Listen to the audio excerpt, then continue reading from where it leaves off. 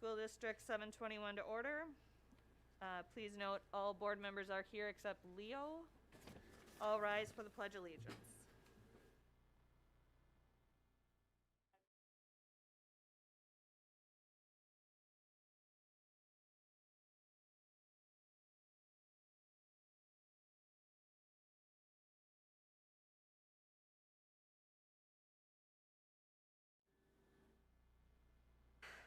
So board members, I have been asked, and I gotta make sure I do it too, that everybody make sure you speak into your microphone, because our last meeting was really hard to hear. So, okay. No open forums, Janelle? Thank you. Okay. A motion to approve the agenda. So moved. Second. All those in favor? Aye. Aye. Opposed? Item passes 6-0. Motion for the consent agenda. So move. Second.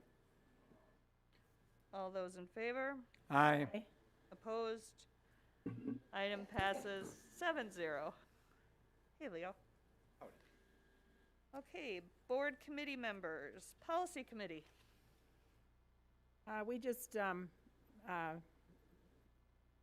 communicated with a couple emails on some very minor language changes in a couple policies that will be on the agenda tonight. Okay. Southwest Metro. Southwest Metro met last Tuesday and had election of officers just like we did the previous week. And we also had reports from the committees, from the different programs. And then we also had a lengthy presentation by Darren about the new building that we've purchased, and the different types of things that they're doing as far as making it accessible and ready for programs that will be coming in. And we are online maybe to have our first meeting of our board in March at the new site. So things are progressing, and it's a very exciting time for Southwest Metro. Standing. How about special ed? No CPAC meeting. Okay. Sorry, I turned my page. Community education. We met a couple weeks ago, and basically just the first meeting of the year, and they were gonna say collaborating for ideals for this year 2021, trying to come up with virtual and individual ideals and outdoor activities. Great. Wellness committee. No, did not meet. Early childhood. Did not meet. Fitness and aquatic center. That is me. So we just met, or prior to this meeting, actually, had our every other month meeting, and just got an update on overall activity that's happening within the fitness and aquatic center. Things are picking up just as expected. Obviously, there's still plenty of restrictions, 9-foot spacing required between people, so it does limit the amount of people that can be there at any given time, but things were picking up just with the beginning of the year resolutions and things that cause people to exercise, right?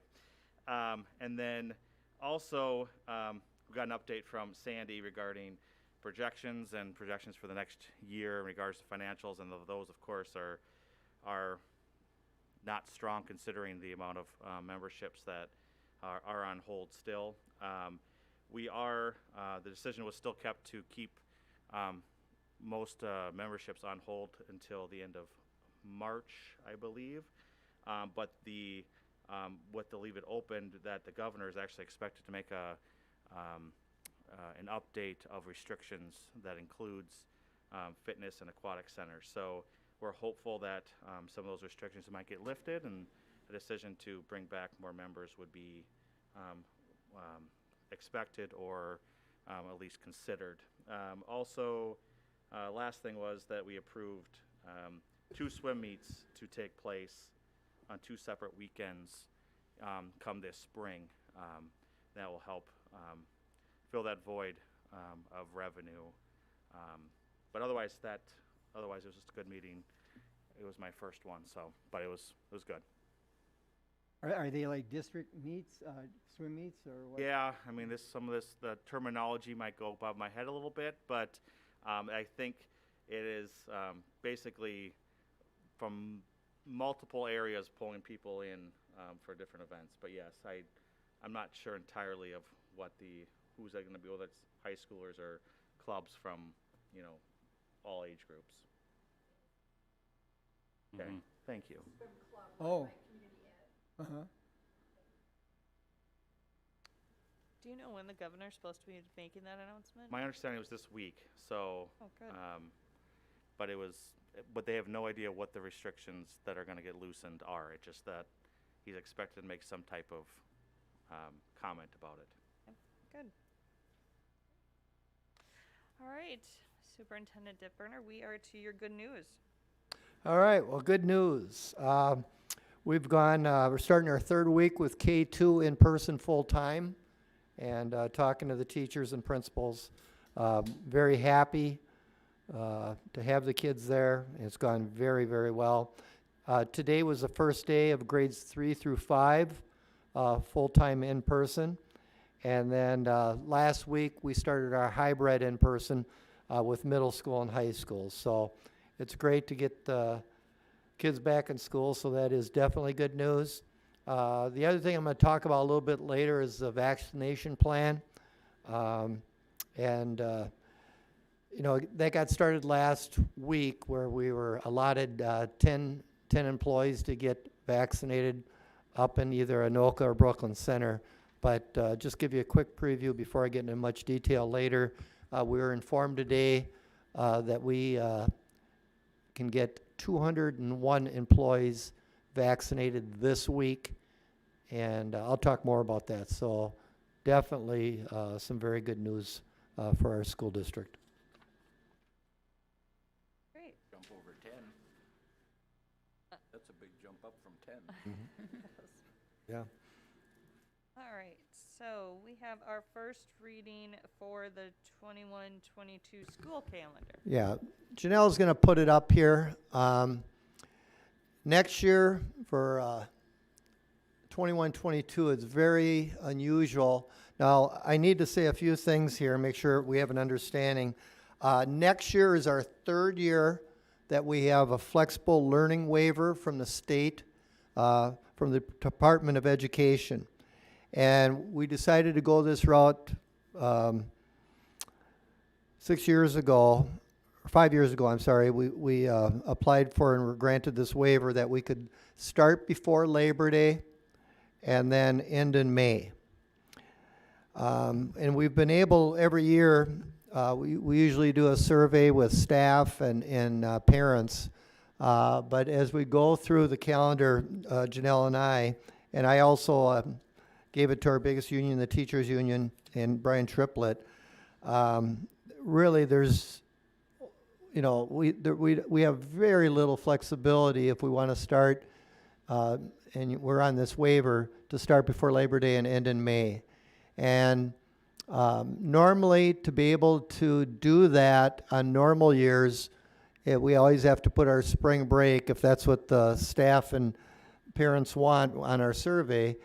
We need that Easter Friday because that's our floating holiday for our employer groups.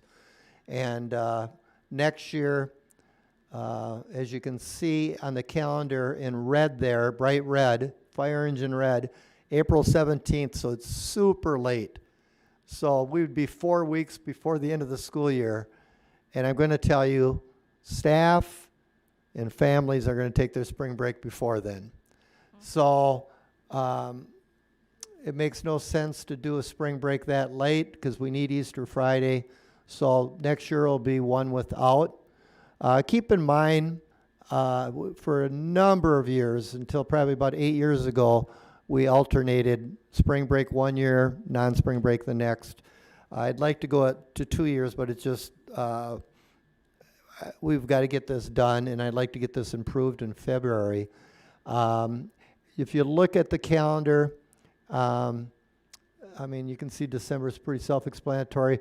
February, we do have a 4-day weekend when we have the President's Day on the 14th and the 11th.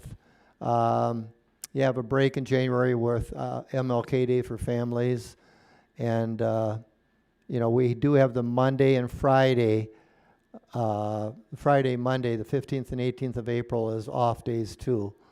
There's just not many days to play with here. For us to end on the 26th and then graduation on 27 Memorial Friday. I did talk to Nicole Adams, and this will be something if we do want to change it later, but again, I don't want to rush things, but she was going to go through a process with her staff too, and an idea for the school board here if you're interested. I know some school districts do that since the seniors end early. They would go up to the 20th or the 19th probably, and the possibility of having graduation the Friday before and letting them go has come up. So we can talk about that another time, but that I did mention that to Principal Adams as a possibility. So that's basically our calendar. What I'd like to do from tonight before our next meeting on February 8th is to send that out. We'll put it on our website. We'll share it with our staff and families that way so they can take a look. And if there's any things that need to be changed, we can do so, and I can communicate to you. But as of right now, I think going one recommendation on the calendar, and if there's any tweaks that need to be done, we can do that. But get it approved February 8th because, again, parents and families want this out. We usually get it done, usually December, in the first meeting in December or January at the latest. So I'm blaming this on COVID. So graduation could be as early as the 20th then? We possibly could. I mean, that's an option. I wouldn't do that unless we had a recommendation from, again, because it would affect seniors, Principal Adams, and as she gets input from her staff too on how that would look.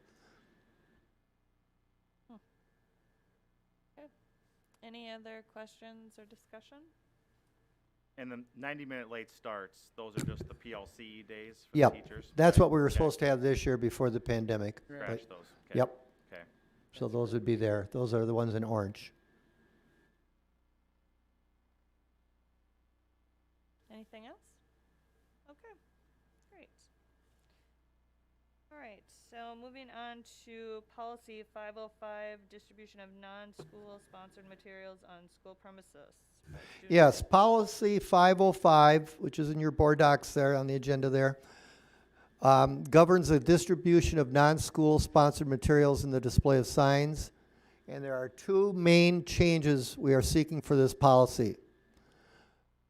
First, the current policy does not specifically address materials or signs that have discriminatory messages. And we want the policy to be clear so that no such materials can be distributed or displayed. And the change dealing with this issue can be seen on page 505.3 in section 4C. And the language we've used here is taken from the student dress policy, which is policy 504. Students are not permitted to wear clothing with discriminatory messages under the dress code policy. And the change that we are proposing to policy 505 would make both policies consistent with each other in prohibiting discriminatory messages. Second, we are proposing to change policy 505 to clearly deal with the distance learning setting. We want the policy to be clear that discriminatory type of messages cannot be displayed in the background during, for example, Zoom classroom sessions. These changes are intended to ensure that the school setting stays focused on education and is not subject to being distracted or disrupted by discriminatory messages. For example, we have received numerous complaints and experienced substantial disruptions related to the display of the Confederate flag. The message being conveyed by the flag here is that some students are not welcome.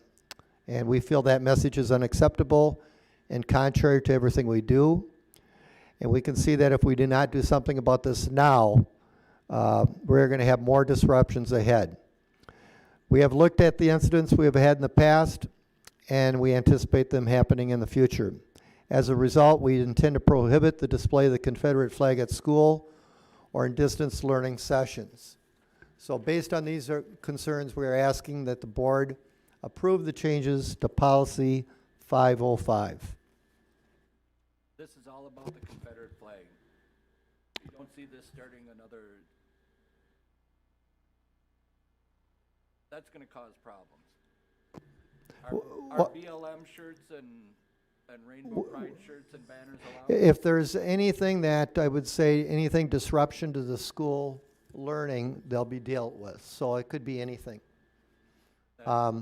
This, in the past year and a half, this has been the greatest problem. Sandy, do you have any, as we meet with our attorney, and you have to have, for example, on something like this, you have to have evidence that it has been a distraction to the learning environment. And this has happened on this case. But by banning it, that's gonna make everything a distraction. This isn't gonna stop until we're in uniforms. You want to comment on that, Sandy? She's been in contact with the attorney more.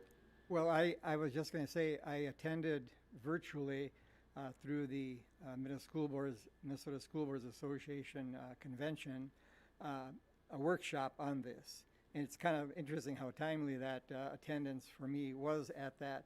And the attorney was very specific. He said that if the school district has a definite proof that what is being done is detrimental to the school day and to what the atmosphere of the school is, they have every right to limit the free speech of that individual in terms of what they're wearing and what they're displaying.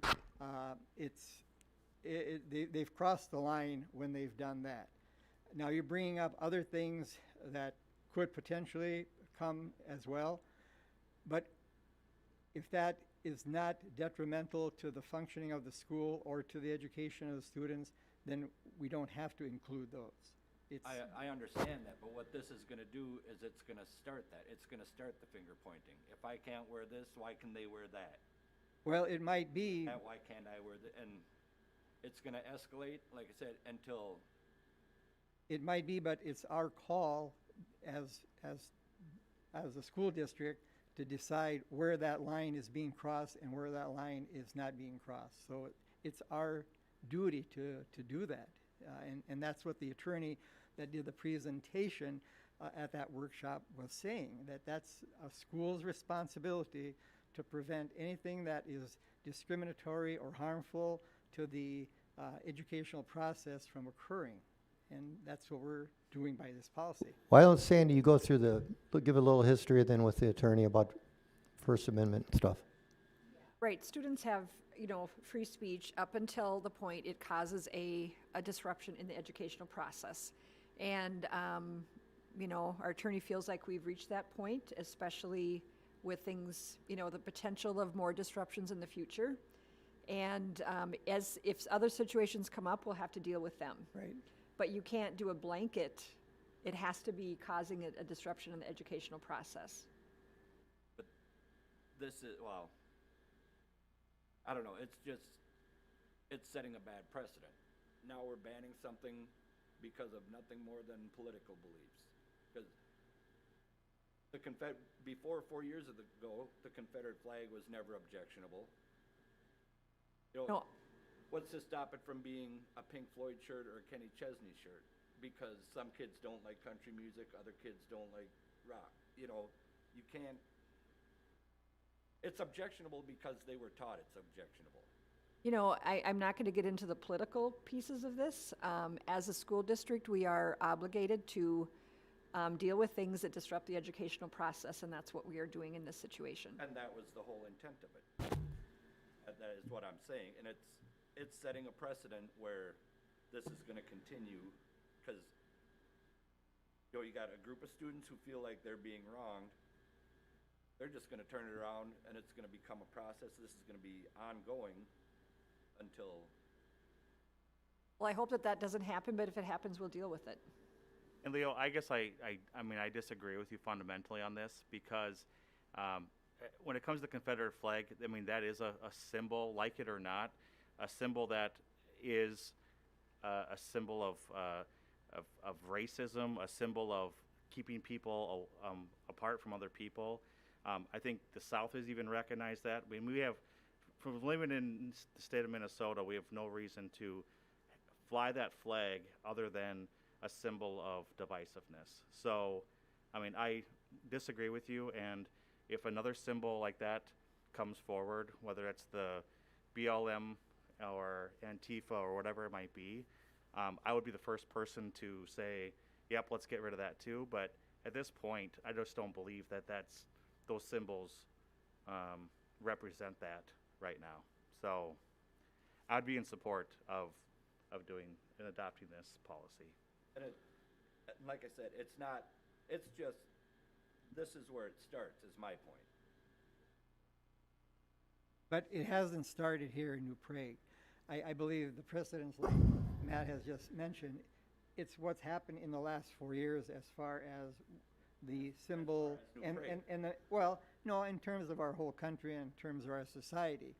It's gotten to be the fact that that is a representation of things that were discriminatory and were not the best of attitudes toward people of minority status.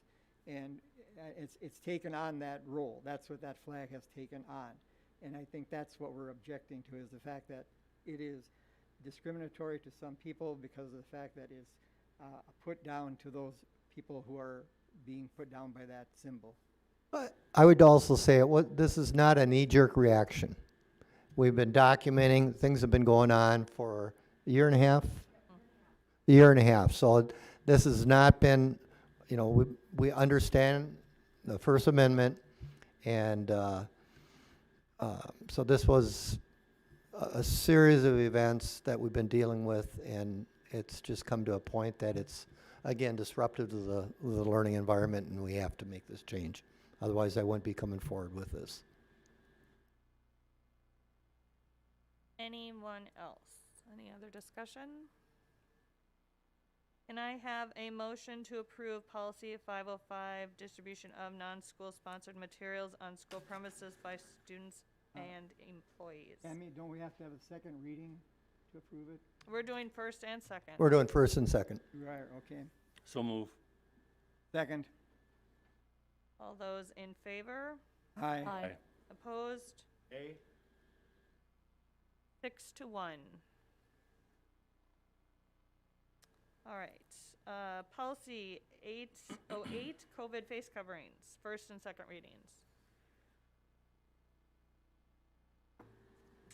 This back in July, after the governor ordered the mask mandate, we had the board approve a face mask policy. At that time, either a policy or procedure was required by the state of Minnesota. We decided to go to the policy route to give, Jen, especially Jen Schenecker, our health services director, and our principals some, a little bit more leverage to get compliance with the face mask mandate, which it has not been a problem. It has not been a problem at all. It's gone very smooth. But now that the executive order required that you couldn't remove it with rigorous activity, we need to then update our policy to say that you need to wear it during Phi-Ed and sports. Even though it was a mandate from the governor that we still have to do this? Policy does mirror the mandate, so we need to update it. Oh, okay. So as the mandate goes away, how would this policy? This policy will go away. Same Yes. with it. Okay, got it. Okay. Yes. Just want to make sure I'm clear on that. So Yep, it will go away. we're all Yeah. excited for that to happen. Yeah, So yep.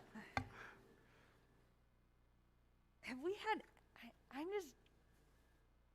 I just have an issue with it, and I know we can't do anything here, but what are we doing with sports? I mean, my gosh, these kids are running back and forth, and they're playing with this mask, and it's getting all wet and sweaty and gross, and oh, it's time for you to go back out. It's still wet and sweaty. It's hard to breathe through it anyhow, and then, It's the governor mandate, we have no so say do in we it. get extra medical people there for sporting events? I'm being serious, because Yeah, as the far as I last know. thing we need is the last thing any school district needs is to have a child collapse and have a medical emergency, and then guess what?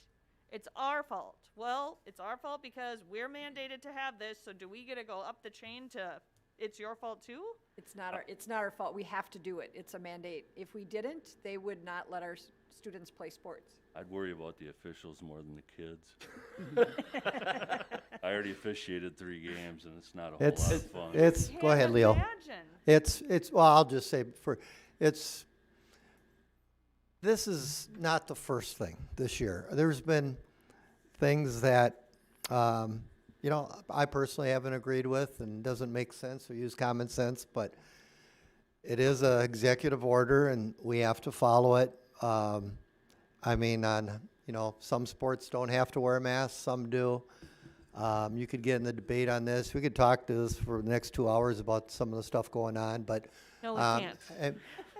at one time, if you remember, it was required that all teachers coming back into in-person learning or hybrid, it was a mask and the shield. Right. And then all of a sudden they changed their mind and changed the thing. So it's just what it is. I mean, we do have to follow it, and we should change the policy to be in alignment with it. Go ahead, Leo. Does this now preclude, is medical exception still allowed or not? Medical Okay. exceptions are still allowed. Yeah, we have kids that have that. Right. Yep. So, yeah, believe it or not, there is some common sense. Okay. Not a lot, though. I think 2. Okay, can I have a motion to approve, I'm sorry, is there any other discussion? I should probably ask that first. Can I have a motion to approve the policy 808 COVID-19 face covering? So moved. Second. All right, all those in favor? Aye. Opposed? Passes 7-0. Vaccination priority list process. Okay, I just want to go back, I'm going to go over the vaccination plan so you understand where we're at with things. A week ago Sunday night, I told you I got an email at 7:30 and then also followed up with a message on my cell phone that there'd be a emergency 8 o'clock conference call with the commissioner. Actually, it was the deputy commissioner. We don't hear from the commissioner anymore for whatever reason. But they announced that morning, a week ago from today, that they had a new vaccination plan to get it out to school personnel and daycare and people over the age of 65. That there'd be 7 sites outside the metro area and 2 within. Because we're in Scott County, we're part of the metro. I got questioned by a superintendent today as how we got caught how we are in the metro, and it's because our district or our district offices, it's where they are at. So we are in Scott County. And then they also, there's an email that we sent out to staff, which you would have received. And then when we explained also in an email sort of the priorities and the criteria we use, because we were allotted only 10 employees out of near 700 employees we have, Sandy, 700 employees. We got 10 that qualified for vaccinations. So we contacted those people. They had a choice to decline, which a few did, and then we went down the list and picked 2 more. The list that we're using is 65 and over is our first criteria. After that, the CDC has 2 categories. One that you can get COVID-19 and one you may. And I'm not going to go through the health conditions here, but so if you're, the next one was if your age is 55 to 64 and you fell in with that, I call it level 1 underlying health condition, they're next on our list. The third on the list is 55 to 64. And then after that, it's the level 2 underlying health conditions, and we go from there, and there's a few others. So we had 10 people. They had to go up to either Anoka or Brooklyn Center to get this done, which was sort of crazy, but at least it was the start.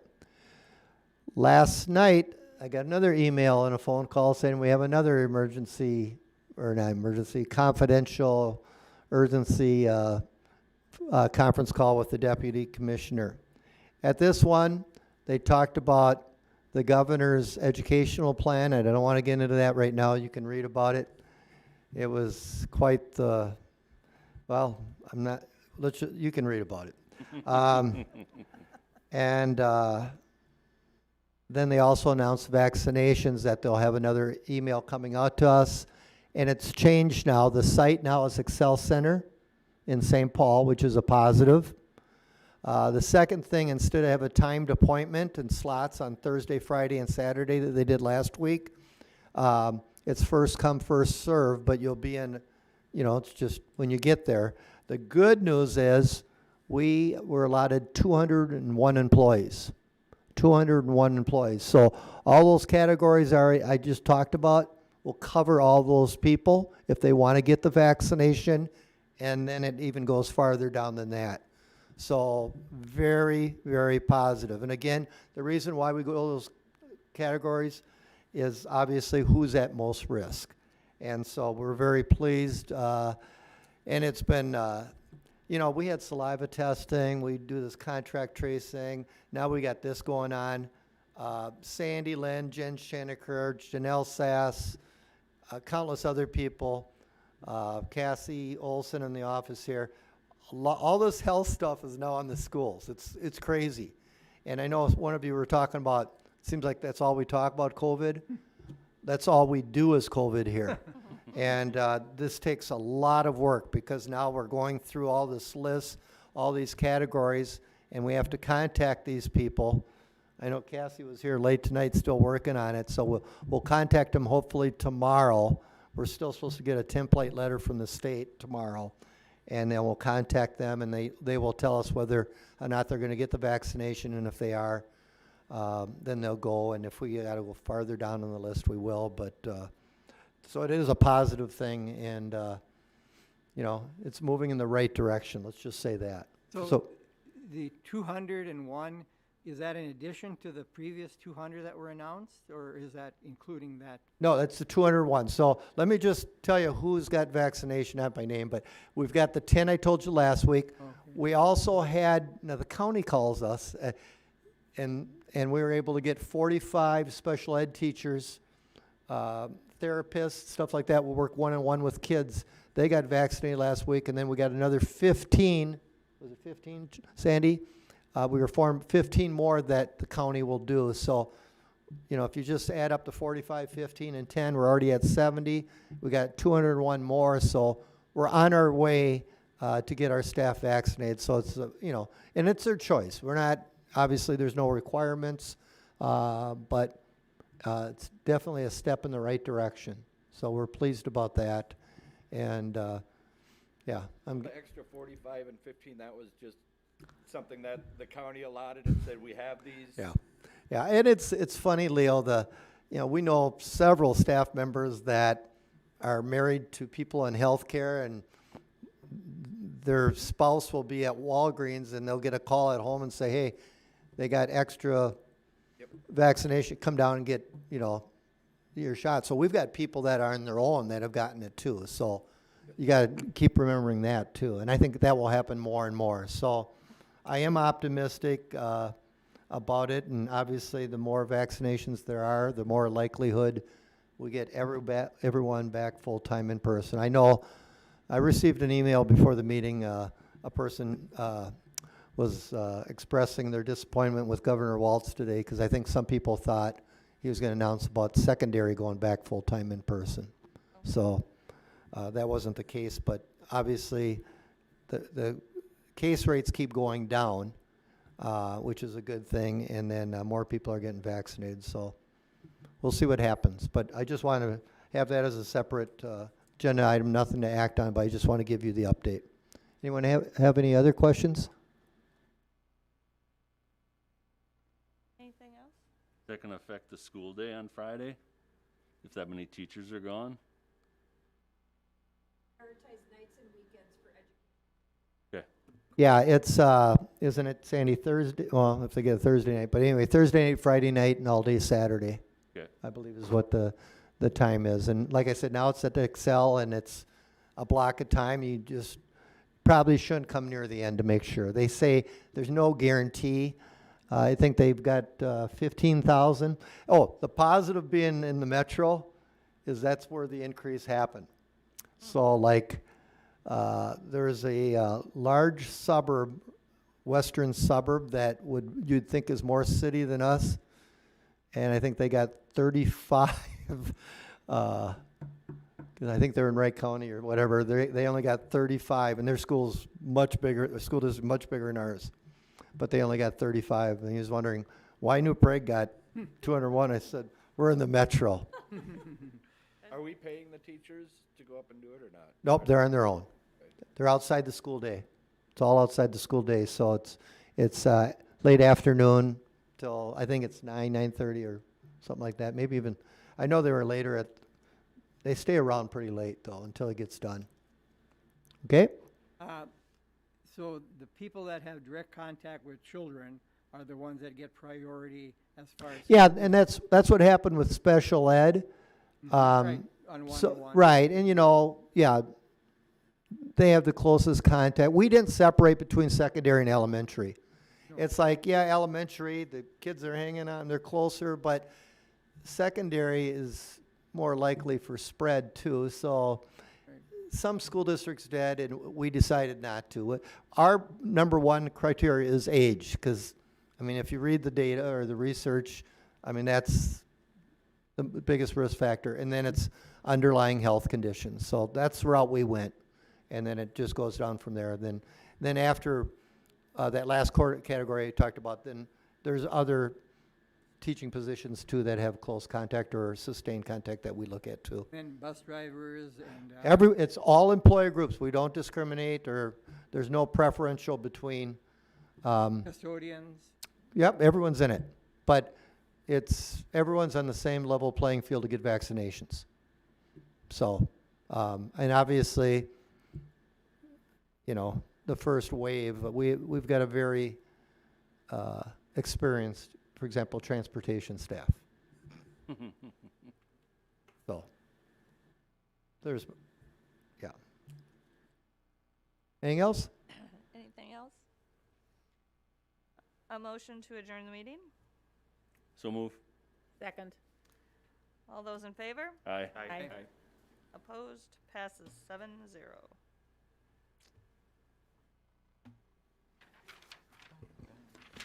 The birthday cake's